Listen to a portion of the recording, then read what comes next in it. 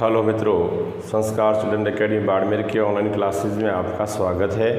और आज जो हमारा मुख्य टॉपिक रहेगा लोकोक्तियाँ, और लोकोक्तियाँ से संबंधित हमारी पहली क्लास हो चुकी है। उससे बची भी जो कुछ लोकोक्तियाँ हैं उसके बारे में आज अध्ययन करने जा रहे हैं। और जैसे ही बात की जाए इसकी, पहली हाथ सुमिरन बगल कतरनी, इससे कहने का आशय छल कपट का व्यवहार। कोई व्यक्ति क्या होता है, हाथ से सुमिरन करता है और बगल में कतरनी से आशय की छल कपट का व्यवहार करना, उसे इस प्रकार से पुकार जाता है। हाथ कंगन को आरसी क्या, हाथ कंगन को आरसी क्या। जैसे हाथ के अंदर कंगन पहना हुआ है और आरसी का मतलब आईना कह सकते हैं, दर्पण कह सकते हैं। यदि उसको अपना हाथ में पहने हुए को उसके अंदर देखते हैं तो प्रत्यक्ष को प्रमाण की आवश्यकता नहीं होती है। जो चीज़ है, जो बात हमारे सामने प्रत्यक्ष है, उसको अपना आँखों देखा देख रही हैं तो उसे आईना में आरसी में देखने की आवश्यकता नहीं है। यानी कि कहने के आशय कि जो बात हमारे सामने प्रत्यक्ष है, वो प्रत्यक्ष बात को प्रमाण की, सबूत की कोई आवश्यकता नहीं है। प्रमाण कह सकते दूसरे रूप में सबूत कह सकते, सबूत की आवश्यकता नहीं है। अब हथेली पर सरसों नहीं उगती। अब हाथ के अंदर कभी भी कोई पौधा उगाना कठिन काम है, ठीक है, और कार्य होने में समय लगना। अब जो कोई भी कार्य अपन करते हैं उस कार्य के अंदर कुछ न कुछ समय जरूर लगता है, ठीक है। और माली सिंचे सो गुड़ा ऋतु आए फल आए, इस पर की बात उसमें तो कार्य होने में समय लगता है। कोई भी कार्य होता है तो वो उसमें धीरे धीरे कुछ न कुछ समय जरूर लगता है, निश्चित अवधि के आधार पर कार्य होता है। सहज पकै सो मीठा है, सहज पकै सो मीठा है। सहज का मतलब क्या, उचित प्रक्रिया से कार्य करना, यानी उचित प्रक्रिया के आधार पर, उचित नियम के आधार पर और उचित रुझानों के आधार पर जो कार्य करते हैं तो वो कार्य संपूर्ण और सफल होता है। तो सहज पकै सो कैसा हो, मीठा हो। सांप ससुंदर की गति होना, सांप देखो ससुंदर को खाता है, सांप ससुंदर को खाता है। और सांप और ससुंदर दोनों यदि साथ में हो जाए तो इसका मतलब क्या है, दुविधा में होना, संकट में होना। जो सांप साथ में है तो इसका मतलब क्या है कि उसको संकट, उसका जो दुविधा है वो सामने दिख रही है। अब देखो विधि का लिखा को मेटन हारा। विधि का मतलब परमेश्वर, ईश्वर, भगवान, खुदा ने जो लिखा है उसको मिटाने वाला कोई नहीं है, उसको मिटाने वाला कोई भी नहीं है। भाग्य में लिखा बदला न जाता। अब जो भाग्य में लिखा है उसे कोई भी नहीं बदल सकता, उसमें कोई प्रकार का परिवर्तन बदला न जाता है, उसमें कोई प्रकार का परिवर्तन नहीं कर सकते, अपना कोई प्रकार का बदलाव नहीं कर सकते, ठीक है। अब उसके बाद में जो लिखे ईसा और पढ़े और मूसा, लिखे ईसा और पढ़े मूसा, इससे कहने का आशय कि लिखावट गंदी होना, लिखावट न पढ़ पाना, लिखावट अच्छी न होना, लिखावट गंदी होना, तो उसे अपन क्या कहते हैं, जो लोकोक्ति के आधार पर लिखे ईसा पढ़े मूसा, ठीक है। तो ये सामान्य बात है, अपने आम बोल चाल में भी इस लोकोक्ति का प्रयोग करते हैं। सभी की सभी लोकोक्तियाँ अपन का आम बोल चाल में प्रयोग करते हैं इनका।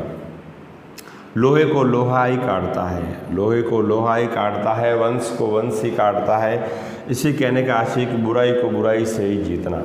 यानी कोई व्यक्ति जो बुराइयां ही करता है, बुराई है तो वो अच्छाइयों में नहीं समझेगा और उस बुराइयों को, उस बुरे व्यक्ति को बुराइयों से ही जीता जा सकता है, उसे बुराई से ही निपटा जा सकता है। उसके बाद में लकड़ी के बल बंदर नाचे, किसके बल, लकड़ी के बल बंदर नाचे, भय के कारण काम होता है। यानी लकड़ी के जो बंदर है ऐसे नहीं नाचता है, उसको लकड़ी का बड़ा डर है इसलिए वो नाचता है। तो कहने का आशय ये है कि भय के कारण काम करना। जो कार्य तो हो रहा है, कार्य तो हो रहा है लेकिन भय के कारण ही कार्य हो रहा है, तो लकड़ी के बल ही बंदर नाचता है, भय के कारण ही नाचता है कि मेरा मालिक मुझे मारेगा। यथा राजा तथा प्रजा, यथा राजा और जैसा ही तो क्या है, राजा और जैसी ही क्या है, जनता, जनता और राजा दोनों एक जैसे। तो इससे कहने का आशय कि जैसा स्वामी और वैसा सेवक, जैसा उनका स्वामी है और वैसा उनका क्या है, सेवक है।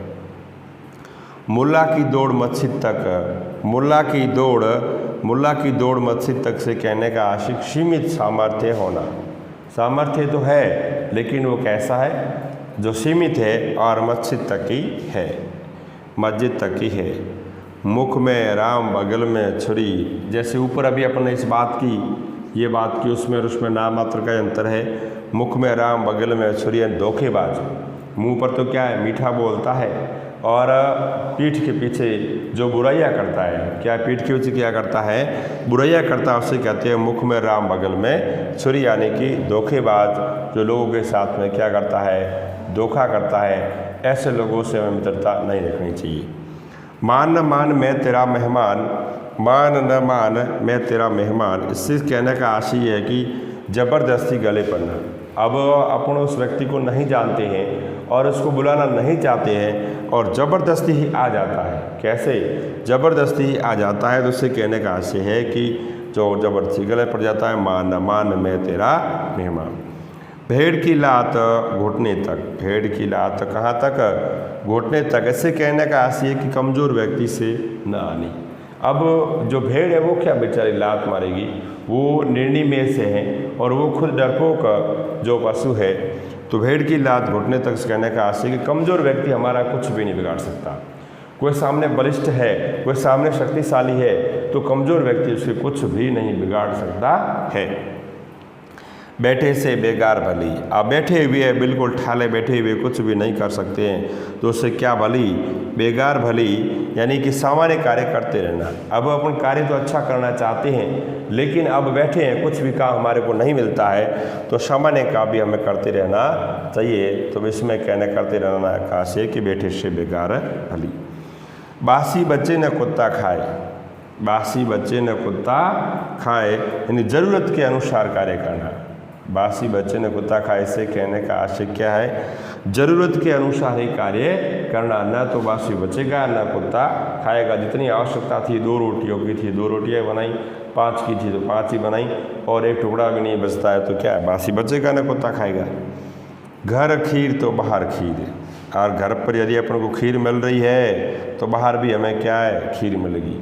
यदि अपन को अपने घर में भी मान और सम्मान मिलता है, अपने जो गांव में भी मान और सम्मान मिलता है, तो मान और सम्मान दूसरे गांव में भी मिलेगा। और अपने गांव में अपना कोई मान और सम्मान नहीं है तो दूसरे गांव में भी उस व्यक्ति को कोई मान और सम्मान मिलने वाला नहीं है।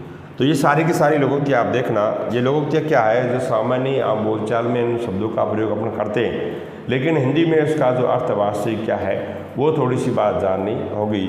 और परीक्षा में आपको पूछा जा सकता है, जो ये लोकोक्ति दे दी और उसका वाक्य प्रयोग करना भी पूछा जा सकता है, और सीधी जो वाक्य प्रयोग के आधार पर लोकोक्ति दे दी और उसको पहचानना, उसको बदलना, ये दिया जा सकता है। अब देखो, पढ़े तो है किंतु गुने नहीं। अब देखो, पढ़ाई तो कर ली लेकिन गुने नहीं, इससे कहने का आशय क्या, शिक्षित किंतु अनुभवी। अब शिक्षित तो है, पढ़े लिखे तो है, लेकिन उनके पास में अनुभव नहीं है। क्या नहीं है, अनुभव नहीं है, तो उसे कहते हैं शिक्षित किंतु अनुभवहीन। 9 दिन चले 2.5 कोस। अब 9 दिन चले, 9 दिन से चल रहे हैं और 2.5 कोस से चले हैं। 2.5 कोस यानी 1 कोस के अंदर 3 किलोमीटर होते हैं, और 2.5 कोस ही चलते हैं तो अधिक समय में कम काम। अब अधिक समय तो बहुत लगा दिया, अधिक लगा दिया, एक काम बहुत ही कम हुआ है, अधिक समय में कम काम। नानी के आगे ननियाल की बातें। आप देखो, नानी है, उसके आगे अपन कहाँ की बातें कर रहे हैं, ननिहाल की आगे ही बातें कर रहे हैं, तो नानी को सब पता ही है ननिहाल की बातें क्या है और क्या नहीं है। तो जानकार को जानकारी देना, जानकार को क्या देना, जानकारी देना, ये बात इसमें होगी। नीम हकीम में खतरे जान। अब कोई ऐसे हैं कि अंधविश्वास के आधार पर आज के ज़माने में भी कई नीम हकीम बने हुए हैं। तो नीम हकीम तो बने हुए हैं, लेकिन किसी की जान खतरे में जा सकती है, किसी की जान खतरे में हो सकती है। तो अधूरा ज्ञान खतरनाक होता है। जो अधूरा ज्ञान होता है वो कैसा होता है, खतरनाक होता है। जो अधूरा ज्ञान होता है वो कैसा होता है, खतरनाक होता है, क्योंकि उसको पूर्ण जानकारी नहीं होती है, वो कैसा भी काम कर सकता है, अनावश्यक काम भी कर सकता है। नेकी कर कुएं में डाल। अब नेकी का मतलब होता है भलाई। नेकी शब्द का अर्थ क्या होता है, भलाई, और कर कुएं में डाल, यानी भलाई करके भूल जाना। ठीक है, भलाई तो की, मैंने भलाई करके क्या उसको बिल्कुल ही भूल जाना। इससे कहने का आशय कि नेकी कर कुएं में डाल, भलाई करके भूल जाना। और नेकी और पूछ-पूछ, नेकी और पूछ-पूछ, इससे कहने का आशय कि अच्छे कार्य की पूछ। जो अच्छा कार्य करता है, जो व्यक्ति अच्छा कार्य व्यवहार करता है तो उसकी भलाई की उसके व्यक्ति को हर कोई पूछता है। अब ना सावन सूखा ना भादो हरा, अब ना तो कोई सावन सूखा है और ना ही कोई भादो हरा, तो सदैव एक सी स्थिति, हर समय के लिए सदैव क्या है, एक सी स्थिति रहना। उससे कहने का आशय कि ना सावन सूखा और ना भादो हरो, सदैव एक सी स्थिति रहना। ठीक है, दूर के ढोल सुहावने। अब देखो कई लोग होते हैं उनको दूर के ढोल सुहाने लगते हैं, दूर की बातें अच्छी लगती हैं, तो दूर के ढोल सुहाने, दूर से वस्तुएं अच्छी लगती हैं। दूर से वस्तुएं क्या है, वो अच्छी लगती हैं, पास में लाने के बाद फिर अच्छी वो नहीं लगती हो। देसी कुतिया विलायती बिल्ली। ठीक है, देसी तो क्या है, कुतिया है, और बिल्ली कैसी है, विलायती है। बिल्ली कैसी है, विलायती बिल्ली। इससे कहने का आशय किस अन्य की नकल करना। किसी व्यक्ति का अपन क्या करते हैं, नकल करते हैं और उस नकल के आधार पर चलते हैं, तो देसी कुतिया विलायती बिल्ली, यानी किसी अन्य की नकल करना। नाच न जाने आंगन टेढ़ा, ये आपने खूब पढ़ रहा होगा, खूब सुना होगा। नाच न जाने आंगन टेढ़ा, स्वयं के दोष छिपाना, यानी वो अपने में कमियां हैं, अपन उस कार्य को नहीं कर सकते, उस कार्य को नहीं कर सकते। अपन कहते हैं कि ये आंगन है वो कैसा है, टेढ़ा है, और आंगन टेढ़ा है इसलिए मैं नहीं नाच सकता। तो इससे कहने का आशय कि स्वयं के दोष छिपाना, कमी तो अपने में, लेकिन अपन कहते हैं कि आंगन टेढ़ा है। डूबते को तिनके का सहारा, डूबते को किसका सहारा, तिनके का सहारा। इससे कहने का आशय संकट में थोड़ी सहायता। अब कोई व्यक्ति डूब रहा है और उसको थोड़े सा ना मात्र भी सहारा मिल जाता है तो सहारा बहुत बड़ा होता है। तो डूबते को तिनके का सहारा मिल जाता है, तो संकट में थोड़ी सी सहायता हो जाती है, वो थोड़ी सहायता भी बहुत बड़ी होती है। डूबते को तिनके का सहारा, संकट में भी थोड़ी सहायता करना। झोपड़ी में रहकर महलों के ख्वाब। अब देखो वो व्यक्ति एक किस में रह रहा है, झोपड़ी के अंदर रह रहा है, झोपड़पट्टी में रह रहा है, और ख्वाब किसके देखता है, महलों के। ख्वाब किसके देखता है, सपने किसके देखता है, वो किसके देखता है, महलों के सपने देखता है, महलों के ख्वाब देखता है। तो इससे कहने का आशय कि सामर्थ्य से अधिक चाहना। अब देखो हम उसके योग्य ही नहीं है, इतनी हमारी योग्यता भी नहीं है, लेकिन चाहत हमारी बहुत ही बड़ी है, महलों के ख्वाब देखते हैं, झोपड़ी में रहते हैं। तो इसे कहना है सामर्थ्य से अधिक चाहना, झोपड़ी में रहकर महलों के ख्वाब। तीन लोक से मथुरा न्यारी, आकाश लोक, पाताल लोक। ठीक है, आकाश लोक हो, पाताल लोक हो, चाहे पृथ्वी लोक हो, तीन लोक हो, लेकिन तीन लोक से मथुरा क्या है, न्यारी, यानी सबसे अलग विचार रखना। ठीक है, सबसे क्या है, अलग विचार रखने वाला। इन तीन लोक से मथुरा रानी सबसे अलग और विचित्र विचार रखने वाला, उसे कहती है तीन लोक से मथुरा न्यारी। उसके बाद थका ऊँट सराय ताकता है। एक व्यक्ति के बारे में भी कहा जा सकता है, लेकिन ऊँट के बारे में कहा गया कि थका ऊँट सराय ताकता है। थकने पर सभी को विश्राम चाहिए।